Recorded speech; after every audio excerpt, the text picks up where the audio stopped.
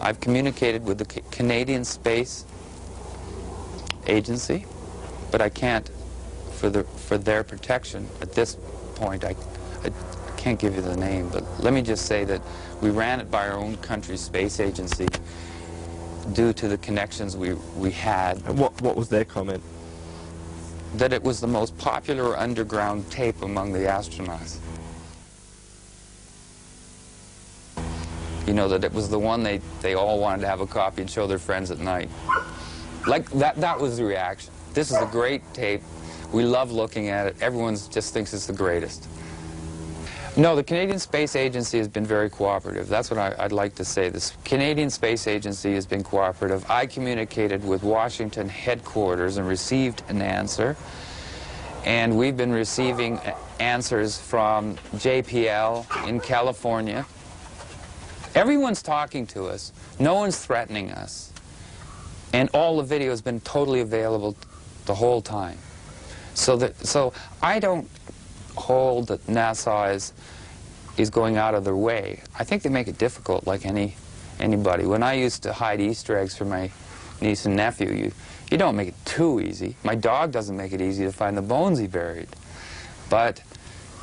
And it's not easy to do. This is very hard. I want to emphasize that even for me, this has been a very hard but fun thing to do. And I think the preponderance, I think you have to do what I did. You have to record every moment of every flight over a period of years if you're looking to substantiate something of this magnitude and importance. I took what Professor Weinberg of Simon Fraser University said very seriously. If you really want to do this, duplicate it. Get it in every lighting condition. Get it under every circumstance. Get it in every circumstance you can. And the one that made me happiest, funny enough, was almost the last flights I recorded, because I got it in black and white.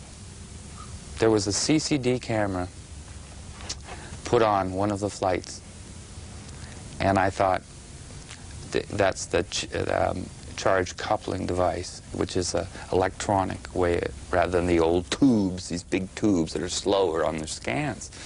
So as soon as the faster scanning and CCD was on the black and white, I challenged myself again. You should be able to find them, and I did. So I've got them in black and white, but I've got them under, and I know which camera. I now know where to look for them. I know what events. When in STS-80, when the door wouldn't open, you know, they had the spacewalk scheduled, and the door wouldn't open. I remember watching that and seeing all of this third phenomena, the second space phenomena, but the third phenomena, all around the door. And they were moving the door and trying to get it open. And I'd never seen this phenomena do that before. And then a flight or two later, the astronauts were commenting right on the feed that there was something had come through the door. They were seeing these flashing colored lights. The light flashing off of H-15 there. I thought it was me. What? I just thought of it in my imagination. Yeah, I saw it too, so it's not. There was two of them.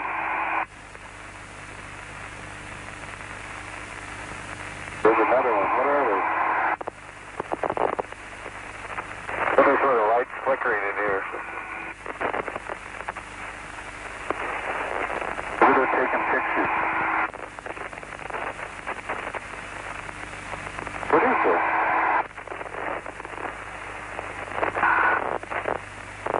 Is this thing passing in front of us? What are the lights? Which one? Oh, no, I was close to that one for a second, but I had that one the whole time. Yeah, I was looking at that one, too. The spherical phenomena we've documented and is very solid. Isn't the type that would go in there, float around, and them say it's going really fast, we can't see it, and it's all these popping colored lights. That was the first time I got some kind of a feel that the astronauts have seen phenomena 3, the second space phenomena. It's something that should be this challenging. I don't know why most people think something this different is just going to be nuts and bolts, 30 feet across, nice big friendly gray aliens come out, recognize themselves in all the ads that have been appearing in car companies, turn on the TV and watch the new Roswell series, visit the X-Files. You know what I'm saying is that this phenomena is not what I expected to find, this third phenomena. But they seem, I believe they use the same operating principle, because some of the spherical second phenomena, which I still emphasize is our main documentation, can move away at rapid speeds, as the video shows you. Do you believe the two phenomena are connected? Yes, somehow. I think, well, they're very aware of each other. Somebody suggested to me, what if they're the same phenomena? But I've studied them extensively, and the spherical phenomena has different characteristics to it. Kind of a, let's just put it at that, leave it at that. They're not in color. This is a totally different phenomena. This one never goes at real speed. It's as if something comes up to your nose and in 1/30th of a second has a tour, like an iceberg or something, or you know, a glacier, and then leaves without us even aware of it. And if it chooses, for whatever reason, to look at something, it tends to slow down. And that's why I believe it appears when there's a $100 million satellite disrupting the air. It appears when the Hubble Space Telescope is being repaired. It appears whenever something is happening. It's an amazing phenomena. And what I like about it is, these aren't ice crystals. There's nobody in science in Canada that I've ever met, and David Sarita, my partner, in terms of the research end, not a partner. And let's just say he's as interested as I am, and he volunteered to take on that role. Nobody said to him that what this is. Nobody suggested anything except that it must be what it is, but they don't know where to go with it. They don't know what to do with it. They don't know how to react. It's easier if you can sort of argue that may or may not be something. But once you just look at it, it stuns you. In December 1997, in the Brazilian capital of Brasilia, representatives from over 50 nations took part in a major international UFO congress.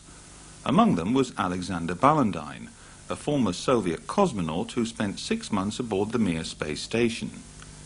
In his lecture, Ballantyne conceded that he and many other cosmonauts had seen UFOs. "We cosmonauts had a golden rule," he said.